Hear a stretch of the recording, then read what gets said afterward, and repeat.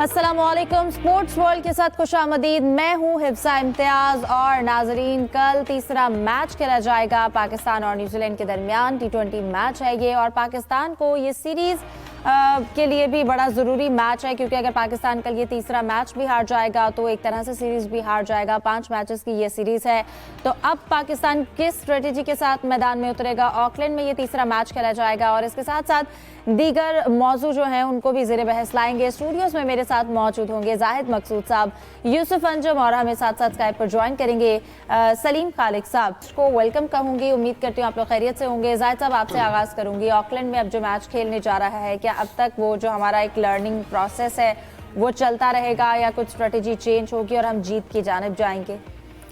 देखें, क्योंकि जाहिर है जैसा आपने खुद कहा है कि कल तीसरा मैच है। 2 मैच पाकिस्तानी टीम हार चुकी है, दोनों वन साइडेड आ रही है।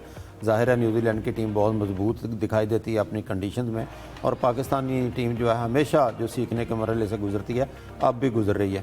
और आकिब जावेद का भी ये कहना है कि हम नौजवानों का साथ देंगे, उनका मोराल अप करना चाहिए। और क्योंकि पाकिस्तानी टीम जो है इससे पहले भी हार रही थी बाबर आजम और सीनियर खिलाड़ियों की मौजूदगी में भी, इसलिए इनको बैकअप करना चाहते हैं। और उनका ये भी कहना है कि टीम में 1 या 2 चेंजेस की जा सकती हैं, और इसकी डिटेल मज़ीद तस्लीम खालिक बता सकते हैं। गुज़श्ता इजलास की आज उन्होंने खबर भी लगाई है। लेकिन जहाँ तक 1 और 2 चेंजेस का तल्लक है, मुझे लगता है ऐसा कि अब्बास अफरीदी लाजमी खेलेंगे, क्योंकि अब्बास अफरीदी ने जो लास्ट मैच यहाँ पे हुआ था शाहीन अफरीदी की क़यादत में, उसमें 3 विकेटें ली थी, और उसमें खैर शाहीन ने भी 3 ली थी, हारिस ने 2 विकेटें ली थी। तो अब्बास अफरीदी की शमूलियत तो यकीनी दिखाई देती है। और उस्मान खां और उमैर यूसुफ 2 बैटर ऐसे हैं जो टीम के साथ गए हुए हैं, जिनको अभी तक चांस नहीं मिला, क्योंकि पाकिस्तान के जो 4 नए खिलाड़ी हैं वो मुसलसल फ्लॉप हो रहे हैं तीनों मैचों में। हसन नवाज ले लें, समद ले लें, हारिस ले लें, इरफान नियाज़ी ले लें, चारों ने कोई स्कोर नहीं किया। तो अब्बास अफरीदी की शमूलियत यकीनी दिखाई देती है, और यकीनी तौर पर उमैर यूसुफ या उस्मान में से उस्मान को बड़े ही अरसे से टीम के साथ रखा जा रहा है। अब मौका है, उनको चांस देना चाहिए जब टीम के साथ लेकर जाएँ। बिल्कुल। सलीम साहब, आप जैसा कि जाहिद साहब ने भी कहा कि आप इजलास के हवाले से काफ़ी डिटेल्स और काफ़ी गहरी नज़र भी है इसकी अपडेट, आप क्या देंगे जो तब्दीलियों के हवाले से बात चल रही है, और फिर ये कि टीम को जो है आपने सपोर्ट करना है, मोराल जो है उनका आप रखना है? देखिए, मैं तो आकिब जावेद साहब का जो प्रेस कॉन्फ्रेंस की क्लिप देखी उसके बाद से हंसी अपनी रोक नहीं पा रहा था, क्योंकि एक बड़ी मिसाल आपने सुनी है ना कि ट्रक की लाइट के पीछे लगा देना, तो वो वैसे ही है, वो शायकीन पे लगाया हुआ है। अब वो कह रहे हैं कि हमारा असल हदफ है एशिया कप और आगे जो वर्ल्ड कप है, यानी अभी हारते रहेंगे हम, कुछ छोड़ो आगे का सोचो, तो हमें भी आगे का सोचना चाहिए। अब देखिए, यंगस्टर्स को मैं कहता हूँ अगर उन्होंने स्क्वाड में लिया है तो पूरे मौके मिलने चाहिए। ठीक है, जो भी 2 मैच हम हार गए, कुछ प्लेयर पूरी तरह से फ्लॉप हुए, लेकिन अभी इन्होंने 2 चेंजेस का कह दिया, इसका मतलब है उनको वो निकाल देंगे, फिर दूसरे लेकर आ जाएंगे। ये फ्लॉप हुए तो फिर किसी और को ले आएंगे, तो फिर प्रोसेस तो वही रहेगा, यंगस्टर सेट तो हो ही नहीं पाएंगे।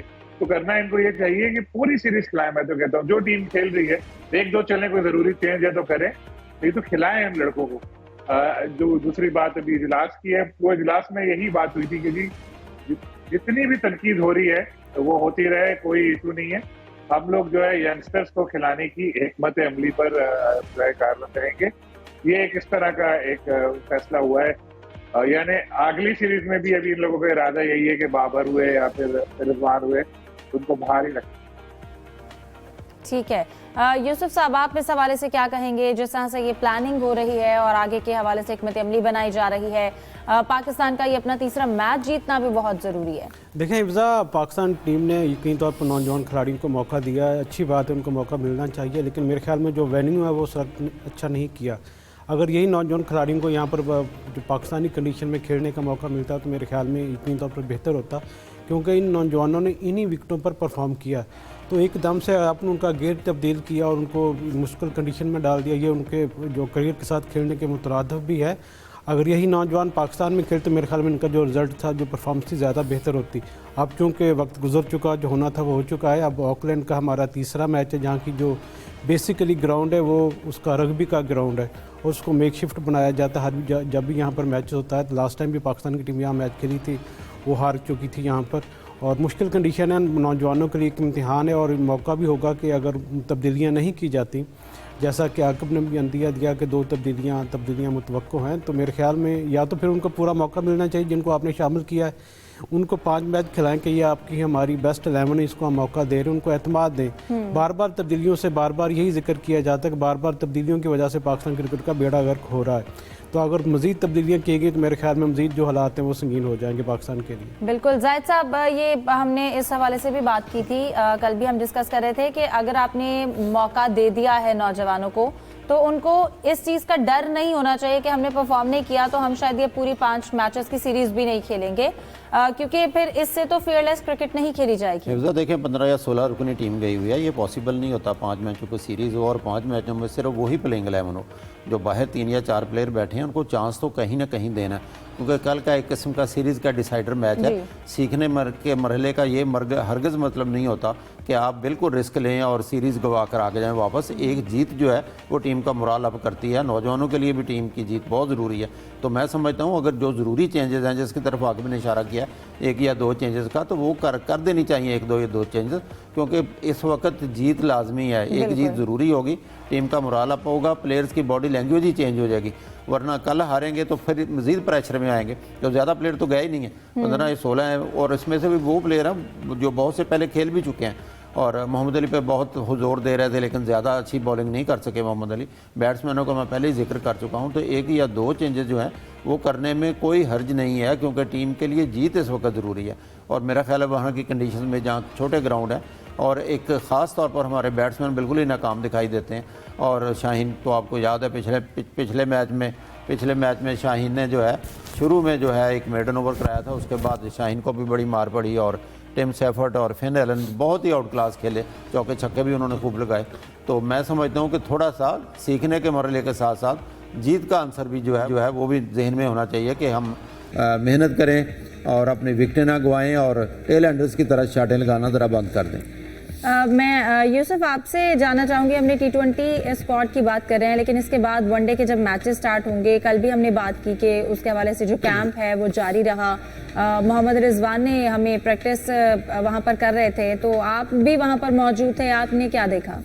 जी बिल्कुल हिफ्जा, ये न्यूजीलैंड के खिलाफ चूँकि पाकिस्तान को 29 मार्च से 3 वनडे मैचेस खेले जाएंगे जो 5 अप्रैल तक जारी रहेंगे, जिसके लिए कैंप लगाया गया जिसमें 9 खिलाड़ी शामिल हैं, जिसमें बाबर आजम और मोहम्मद रिजवान, तैयब, ताहिर, वसीम जूनियर, नसीम शाह। और ये जो खिलाड़ी इनको मौका दिया गया कि अपनी फार्म और फिटनेस को बेहतर करें। कल भी हमने देखा कि ये खिलाड़ी अपना ट्रेनिंग करते हुए नज़र आए। इस पे जो नेशनल टीम के साथ पहले हेड कोच के तौर पर वहाँ पर काम कर चुके हैं शाहिद असलम, वो उनको बैटिंग के लिए प्रैक्टिस करवा रहे थे और बाकी जो खिलाड़ी हैं वो भी कौमी स्क्वाड के साथ अपनी मदद कर रहे थे।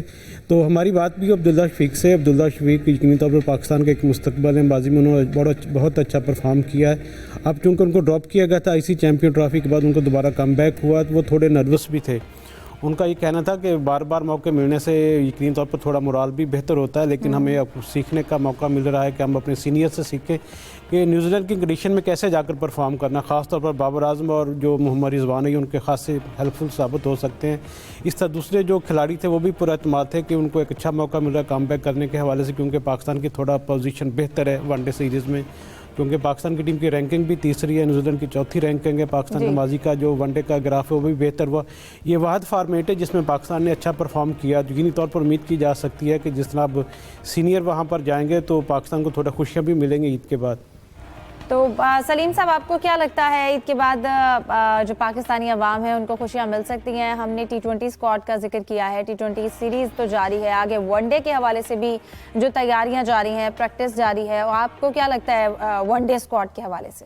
ठीक है, वनडे स्क्वाड में सारे तकरीबन सीनियर प्लेयर्स वापस आ जाएंगे और वापस क्या आ जाएंगे, टीम में ही रहे, वो T20 से बाहर हुए थे। दिलचस्प बात तो यही है कि शुरू से हम कह रहे थे कि परफॉर्मेंस खराब वनडे में रही, बाहर हो गया T20 से, तो एक ऑन पेपर तो हमारी टीम बेहतर होगी और एक एडवांटेज हमें ये मिला था, लेकिन क्योंकि हमारी टीम इतनी स्ट्रॉन्ग नहीं थी, इससे फायदा नहीं उठा सकी कि न्यूजीलैंड में बहुत सारे स्टार्स थे नहीं, IPL की वजह से उसको टीम में लिया ही नहीं गया। लेकिन यहाँ पर हम लोग इस चीज का फायदा नहीं उठा सके क्योंकि हम खुद अपने प्लेयर्स को छोड़ गए थे। तो वनडे में हम लोग को हो सकता है कि जब हमारे सीनियर वापस आए तो उसके बाद हमारी परफॉर्मेंस का ग्राफ थोड़ा बेहतर हो, लेकिन फिर भी मैं ये कहूँगा कि बहुत ज्यादा उम्मीदें ना लगाएं। और कोच साहब ने पहले कह दिया है कि जी आगे का सोचें एशिया कप और वर्ल्ड कप का।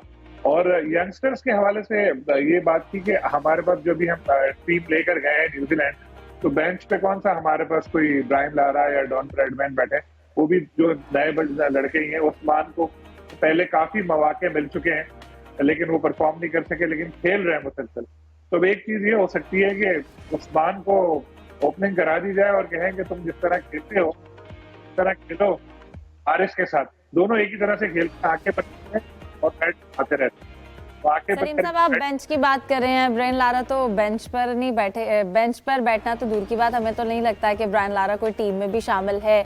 तो बेंच तो बाद में हम देखेंगे, पहले तो टीम को देखेंगे। बहरहाल T20 सीरीज का कल का मैच पाकिस्तान के लिए जीतना भी जरूरी है और इसके बाद वनडे में भी हम चाहते हैं कि ईद पे लोगों का मूड अच्छा रहे। अपने डिस्कशन को कंटिन्यू रखेंगे, एक ब्रेक के बाद हमारे साथ रहिए।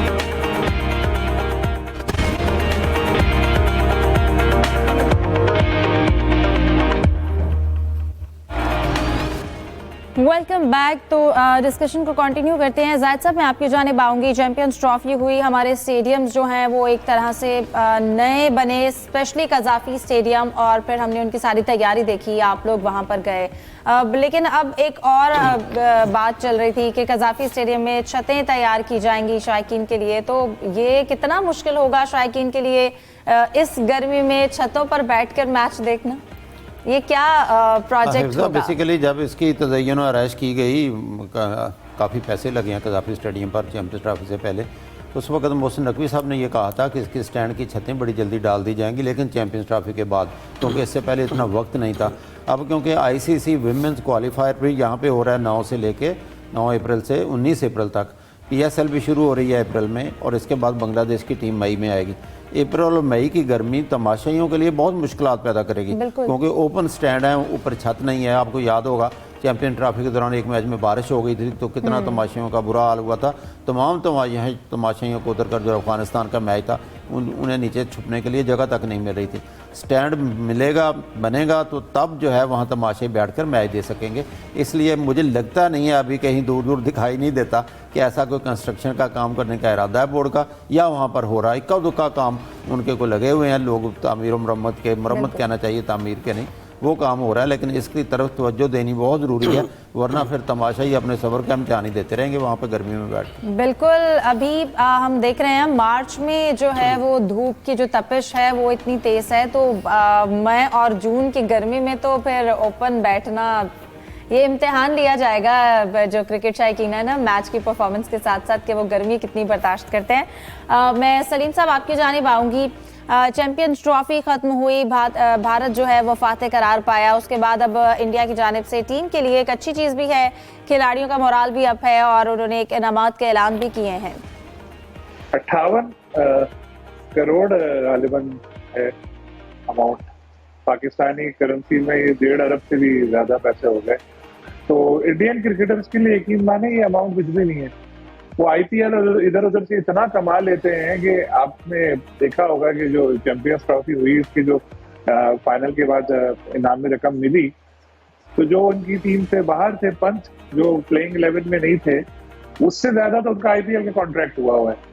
तो उनके लिए इनकरेजिंग है। लेकिन जो चीज मैंने नोट की है, इंडियन क्रिकेटर्स को इतना पैसा मिल जाता है कि जब वो अपनी नेशनल टीम के लिए खेल रहे होते हैं तो फिर वो पैसे के लिए नहीं खेलते। उस वक्त वो लोग खेल रहे होते हैं कि चलो यार ट्रॉफी मिल जाएगी, ये हो जाएगी। लेकिन जो दूसरी तरफ जो दूसरी टीम है उन लोगों का यही होता है कि चलो यार हम अच्छा खेले, हमें दूसरा कॉन्ट्रैक्ट मिल जाए, दूसरी तरफ से अच्छा कॉन्ट्रैक्ट मिल जाए। तो अगर हम इसको अपनी तरफ लेकर आए तो हमें भी अपने क्रिकेट में इतना पैसा लेकर आना पड़ेगा कि हमारे क्रिकेटर जो हैं वो फिर इधर उधर का ना सोचें, फिर यही सोचें कि यार हमें अपनी टीम की प्राइड के लिए खेलना है, पैसा हमारे पास पैसे ही बहुत तो पैसा स्टेडियम्स पे लगा दिया सलीम साहब, कहाँ वही तो, क्योंकि देखिए हमारे पास ऑप्शन बहुत लिमिटेड है जाहिद भाई, क्योंकि ऑप्शन लिमिटेड इस तरह है कि IPL में हमें लेते नहीं, और अब दुनिया भर की जो लीग है फ्रेंचाइज वो खरीद रहे हैं इंडियन ओनर्स, तो हमारे रास्ते बंद होते जा रहे हैं हर जगह।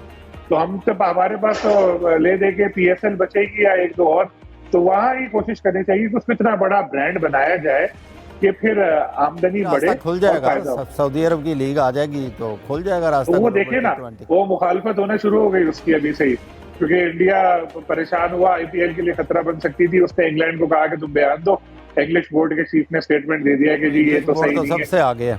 हाँ, ये सारे देखिए इन सबको फायदा है ना। आपको पता है कि IPL के लिए जब कॉन्ट्रैक्ट होता है तो जो एक प्लेयर को पैसे मिल रहे होते हैं उसका कुछ हिस्सा उनके बोर्ड को भी जाता है। तो ये है। और स्टेडियम की बात तो ये है कि स्टेडियम एक दफा बनना था, वो बन गया। अब तक आप तो उसको छेड़ नहीं सकते कई सालों तक।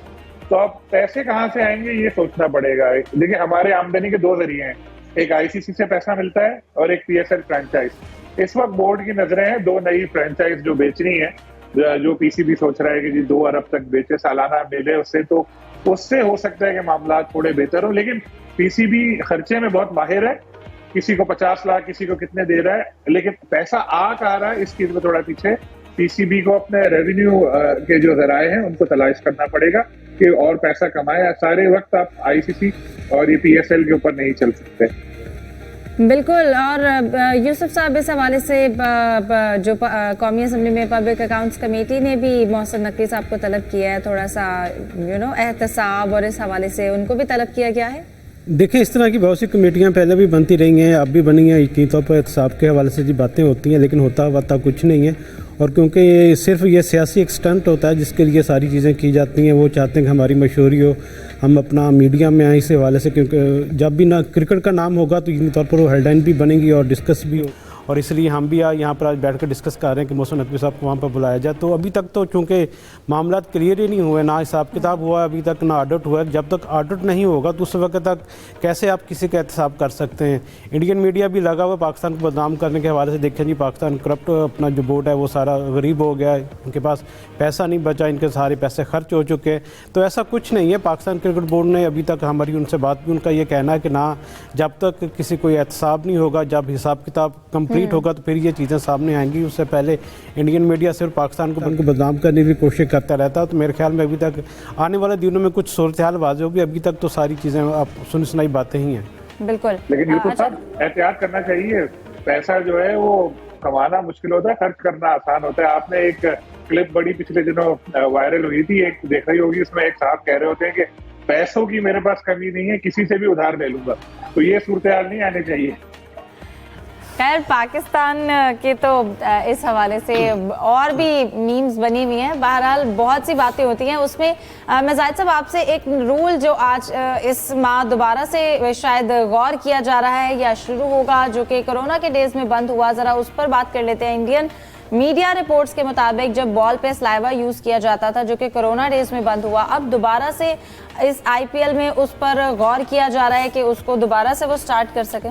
इस हवाले से इंटरेस्टिंग भी है ये न्यूज़, क्योंकि जब कोविड आया था, कोविड-19, तो उस वक्त फिर उन्होंने स्लाइवा, जिसको आप कह रही हैं, जो बॉलर थूक लगाते हैं फिर गेंद को चमकाने के लिए ताकि स्विंग हो और गेंद उनको हेल्प मिल सके विकेट लेने में, उस पर पाबंदी लगा दी गई थी। उसके बाद जो है कुछ अरसा तो पसीने पर भी पाबंदी थी, फिर कम से कम अपना जो उनको पसीना आता है बॉलर को, उसको वो यूज़ कर सकते हैं। तो इंडियन मीडिया ने रिपोर्ट दी है, जो आईपीएल शुरू हो रही है, ज़ाहिर है सबकी नज़रें होती हैं आईपीएल पे, एक बड़ी लीग है, तो उसमें वो सोच रहा है इंडियन क्रिकेट बोर्ड, और उनके इजलास में भी गौर किया जा रहा है। कप्तानों का वहाँ पे आज इजलास है जुमेरात को मुंबई में, उसमें भी ये तजवीज़ रखी जाएगी कि क्या इसकी इजाज़त दे देनी चाहिए। तो मेरा ख्याल है बॉलर्स उस वक्त बड़े परेशान थे जब इस चीज़ पर पाबंदी लगाई गई थी कि इसकी इजाज़त होनी चाहिए, इसके बगैर वो उतनी अच्छी बॉलिंग नहीं कर सकते। लेकिन अगर ये कोरोना के टाइम से पाबंदी थी, उसके बाद से अब तक ये पाबंदी चल रही है, तो बॉलिंग जो एक स्ट्रेंथ थी वो कैसी रही? आपको क्या लगता है सलीम खालिद साहब, इससे कितना फ़र्क पड़ सकता है? बहुत फर्क पड़ सकता है। देखिए, बॉलर्स वैसे बेचारे रोते रहते हैं कि जो जदीद क्रिकेट आजकल हो रही है उसमें उनके लिए कुछ नहीं है। वाकई यही है, क्योंकि बॉल होती है स्विंग, जो रिवर्स स्विंग वगैरह के लिए पुरानी होने के लिए, लेकिन अब दोनों एंड से नई एक अलग अलग बॉल हो रही है, जिससे भी उनको मदद नहीं मिलती। फिर ये है कि जिस तरह बॉल को चमकाने के लिए वो यूज करते थे, उसमें भी एक पाबंदी लग गई थी। तो अब अगर इंडियन क्रिकेट बोर्ड ने ये फैसला कर लिया है तो आप समझ लें ये आईसीसी ने फैसला कर दिया है। यहाँ शुरू होगा, उसके बाद आईसीसी इंडियन क्रिकेट बोर्ड ही है, वहां पे भी इम्प्लीमेंट होगा, फिर इंटरनेशनल क्रिकेट में भी होगा। और इसके लिए पिछले कुछ दिनों से एक माहौल बनाया जा रहा था, और पहले गालिबन इंडिया के किसी बॉलर ने स्टेटमेंट दिया था, मोहम्मद शमी ने या किसी और ने, कि जी बॉलर्स के लिए क्रिकेट मुश्किल होती जा रही है, ऐसे किया जाए।